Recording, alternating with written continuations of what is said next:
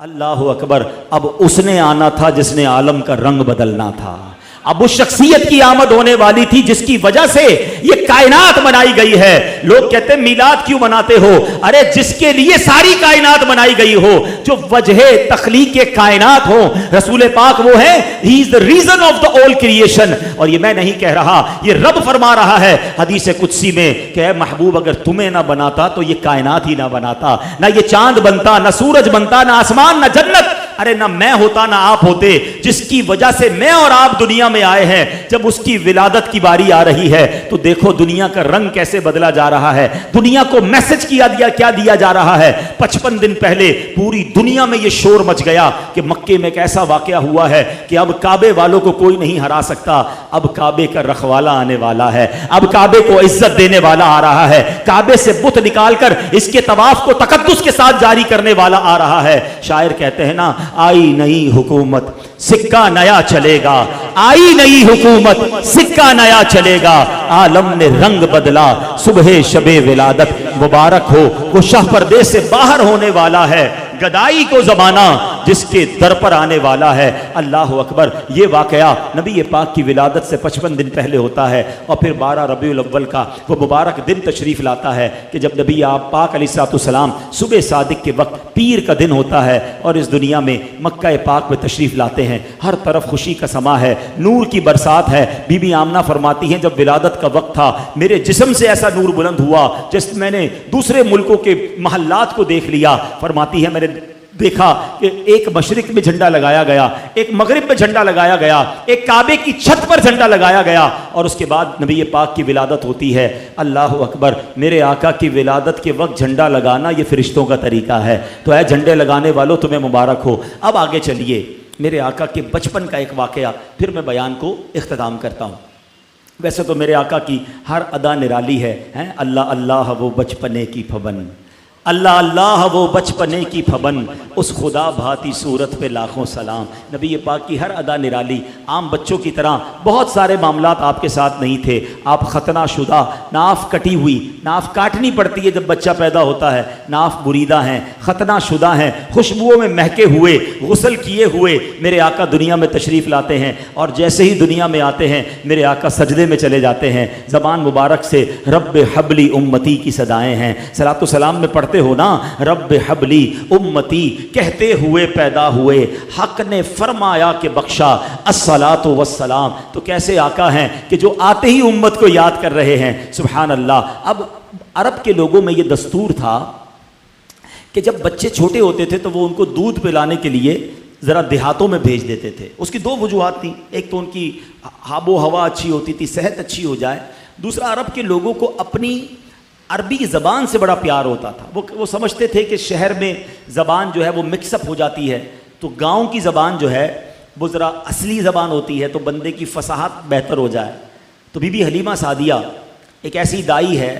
اب دیکھیں کہ کمال دیکھو کہ اس زمانے میں اس وقت اس سال بہت ساری دائیاں مکے آئیں اور بڑے بڑے رئیسوں کے بچے لے کر گئیں.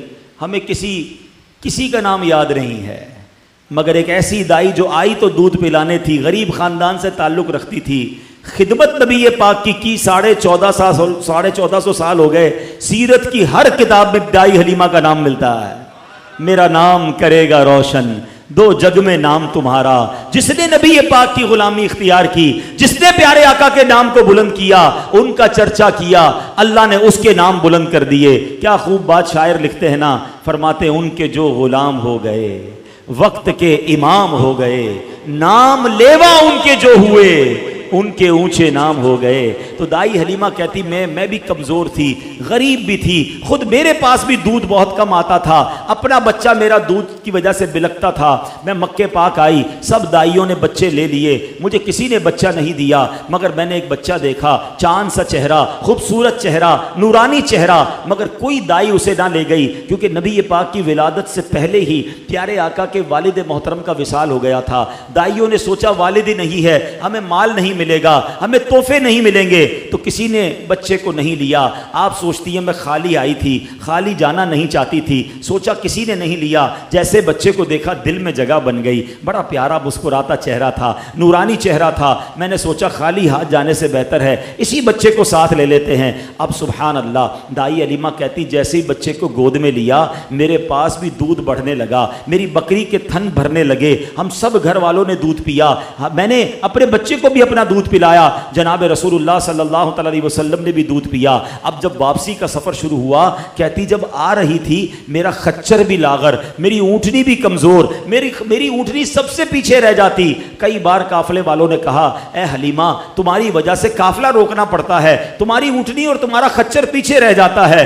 اللہ اکبر. کہتی جب واپسی کا سفر ہے میری اونٹنی سب سے آگے ہے, میرا خچر سب سے آگے ہے. گاؤں والے کہتے حلیمہ کیا جانور تبدیل کر لیا, کیا نئی اونٹنی خرید لی؟ کہا اونٹنی تو وہی ہے, یہ برکت ساری اس بچے کی ہے, اس نور والے چہرے والے کی ہے. کہتی جب گاؤں میں پہنچتے ہیں رات ہوئی, جب صبح ہوئی تو گاؤں والے آ کے پوچھنے لگے اے حلیمہ ساری رات تیری جھونپڑی سے روشنی آتی رہی, نور نکلتا رہا, کیا تو نے ساری رات لائٹ جلائی تھی, چراغ جلائے تھے؟ کہتی چراغ تو نہیں جلایا, یہ بچہ ہی ایسا ہے کہ ساری رات اس کے چہرے سے نور نکلتا جا رہا ہے. اللہ اکبر. بی بی حلیمہ کہتی میری بکریاں چرانے میرے بچے جاتے, سارے گاؤں سے زیادہ میری بکریاں فربا ہونے لگ گئیں, موٹی تازی ہونے لگ گئیں. گاؤں والوں نے کہا پتہ تو کرو یہ حلیمہ کی بکریاں کدھر جاتی ہیں, ہماری بکریاں کمزور, اس کی بکریاں طاقتور, اپنی بکریاں ان کے ساتھ بھیجو. اسی کے ساتھ بھیجی جانے لگی. مگر فرق کسی میں نہیں آتا تھا, صرف بی بی حلیمہ سعدیہ کی بکریاں جو ہیں وہ فربا ہیں. گھر میں عجب رونق ہے, گھر میں عجب برکت ہے. وہ شعر سنتے تھے نا کہ بی بی حلیمہ سب کو جا جا کے کیا کہتی تھی کہ یہ کہتی تھی گھر گھر میں جا کر حلیمہ